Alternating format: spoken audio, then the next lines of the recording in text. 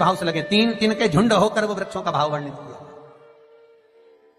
सब जगह प्रदर्शन करेंगे तो एक एक वृक्ष मिलेंगे, कहीं आंवले का मिलेगा, कहीं पीपल का मिलेगा, कहीं बड़ का मिलेगा, कहीं शमी का मिलेगा। पर पितृलोक में जितना बड़ा पितृलोक है, उस पितृलोक में जितने वृक्ष मिलेंगे सारे त्रिवेणी के भाव से मिलेंगे।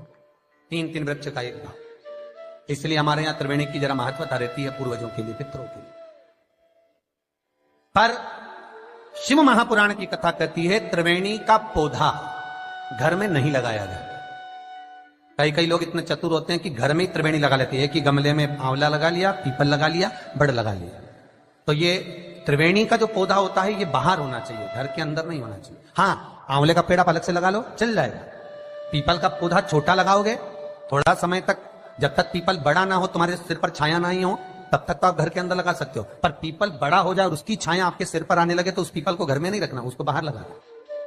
आंवले का पौधा आपको बड़ का पौधा छोटा हो, उसकी छाया ना पड़े, तब तक आप पूजन के लिए लगा लो, मना नहीं है। पर बाद में जब छाया सिर पे आने लगे तो बड़ को भी आपको बाहर लगाना पड़ेगा। केवल आंवले का पौधा ऐसा होता है जो घर के अंदर आप लगा सकते हो। शमी का पौधा घर में लगा सकते हो, पर शमी का पौधा भी जब बड़पन में आ जाए, बड़ा हो जाए, तब उसको भी हटाना पड़ता है। शंकर भगवान को जो बेलपत्र चढ़ती है, शमी पत्र चढ़ता है, उसमें बेलपत्र का जो पौधा है वो परमानेंट कितना भी बड़ा हो जाए वो सुख देगा। पर शमी का पौधा भी ज्यादा बड़ा होगा तो वो आपको हटाना पड़ेगा, ले जाकर लगाना पड़ेगा। छोटा है चले, पर निवेदन है कि बड़, पीपल और आंवले की त्रिवेणी आप गमले के अंदर ना बनो। आप गमले के अंदर, कई माताओं की आदत है त्रिवेणी कहां पूजने जाएंगे, त्रिवेणी पे कहां दिया लगाने जाएंगे, तो गमले में त्रिवेणी बना लो, बड़ का पौधा भी लगा लो उसी के अंदर, उसी में आंवले का, उसी में पीपल। वो शिव महापुराण वर्णन नहीं करती। त्रिवेणी घर में, त्रिवेणी बाहर, त्रिवेणी का पौधा बाहर हो, घर के अंदर नहीं। क्यों? शिव महापुराण की कथा में स्पष्ट कहा गया, जहां त्रिवेणी का पौधा गमले के अंदर होता है वहां उस स्थान पर महाराज कहीं ना कहीं क्लेश का भाव होता है, उस घर में शांति नहीं होती। ओम नमः शिवाय, हर हर महादेव, जय हो प्रभु। उसका भी व्याख्यान गरुड़ पुराण में कहा गया। क्या वर्णन किया गरुड़ पुराण में?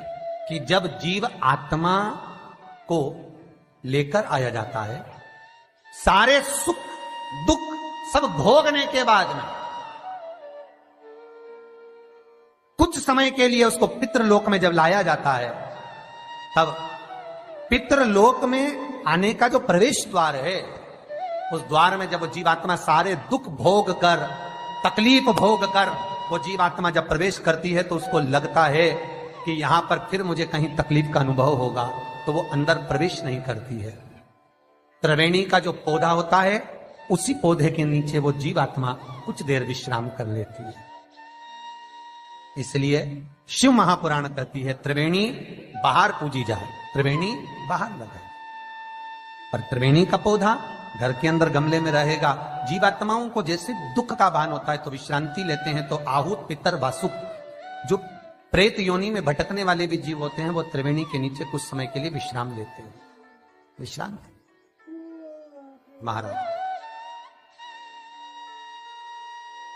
विश्राम। तो शिव महापुराण में और गणेश पुराण के अंदर एक बहुत सुंदर प्रसंग है। गणेश पुराण में जैसे दुर्वा का प्रसंग कहा गया है, कल उस प्रसंग को थोड़ा वर्णन करेंगे गणेश पुराण के, कि कौन सी दुर्वा किस चीज के लिए लाभदायक है।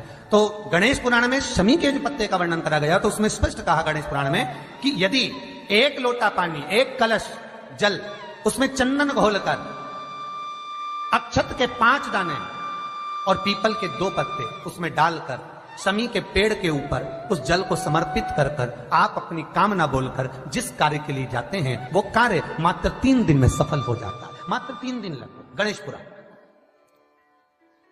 शमी पत्र का, शमी का जो पौधा आपको कहा था, बेलपत्री माता पार्वती के नैनशू से प्रकट हुई, रुद्राक्ष का पौधा शंकर भगवान के नैनशू से प्रकट हुआ, और शमी का जो पौधा है वो उमा और महेश, माता पार्वती का जो एक अवतार हुआ था, उमा अवतार। तो माता पार्वती, तो 52 अवतार माता पार्वती के हुए हैं, उसमें एक अवतार माता पार्वती का उमा अवतार है। तो उमा अवतार जब माता पार्वती का हुआ था, तो उसके साथ में शंकर भगवान को महेश्वर अवतार लेना पड़ा। महेश्वर अवतार भगवान शंकर ने लिया। तो उमा और महेश्वर का जब मिलन हुआ था, उस मिलन के दृष्टिकोण से, उस मिलन की दृष्टि से शमी का पौधा उत्पन्न हुआ। शंकर भगवान की जो जलाधारी है बस उस जलाधारी का मुख उत्तर का होना चाहिए।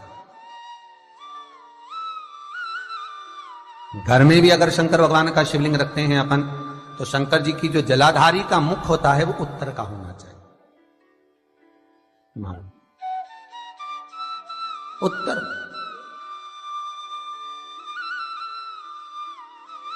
भगवान को जब भी बेलपत्र आप शिवलिंग पर समर्पित करते हैं तो ये डंडी का मुख आप जहां बैठकर कर रहे हो, आप उधर बैठे हो, इधर बैठे हो, इधर बैठे हो, जहां तुम भगवान शंकर के सामने बैठे हो, इस डंडी का मुख तुम जिस जगह पर बैठकर बेलपत्र समर्पित कर रहे हो, तुम जिस जगह बैठकर बेलपत्र चढ़ा रहे हो, तुम जिस जगह बैठकर बेलपत्र को भगवान शिव को समर्पित कर रहे हो, इस डंडी का मुख आपके ठीक विपरीतता के भाव में होना चाहिए। भगवान शंकर को जहां बैठकर चढ़ाओ, डंडी का मुख विपरीतता। महाराज, जब शमी पत्र भगवान शंकर को समर्पित करो तो शमी पत्र की डंडी का भाग आपकी ओर होना चाहिए। बेलपत्र की डंडी विपरीता भाव और शमी पत्र की डंडी का भाव, शमी पत्र की जो डंडी होती उसका भाग अपनी ओर होना चाहिए। यह बटकेश्वर महादेव कोई साधारण नहीं है महाराज। अदालत में केस चल रहा हो, प्रशासनिक कोई परेशानी आ रही हो, कोई एग्जाम निकल नहीं रहा हो, कोई केस अदालत में चल रहा है, नहीं निपट रहा, बड़ के पेड़ के नीचे शिवलिंग का निर्माण करिए और शिवलिंग का निर्माण कर कर,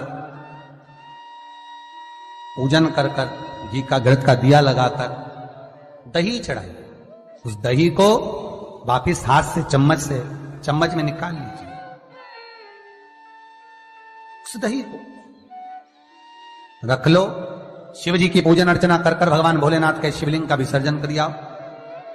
दही जो चम्मच में निकाला है उसको एक रुमाल में लगा लीजिए, चाहे स्वस्तिक बना लो, चाहे छापा लगा लो, बिंदी लगा लो। उस रुमाल को जिस एग्जाम में बैठ रहे हो उसमें जेब में रखकर ले जाइए। अदालत जा रहे हो तो उसको अपनी जेब में रखकर लेकर जाइए। महाराज, बटकेश्वर महादेव का पूजन, बटकेश्वर महादेव का स्मरण, बटकेश्वर महादेव की आराधना, बटकेश्वर महादेव का नाम जाप, बटकेश्वर महादेव की अर्चना फल दे दे।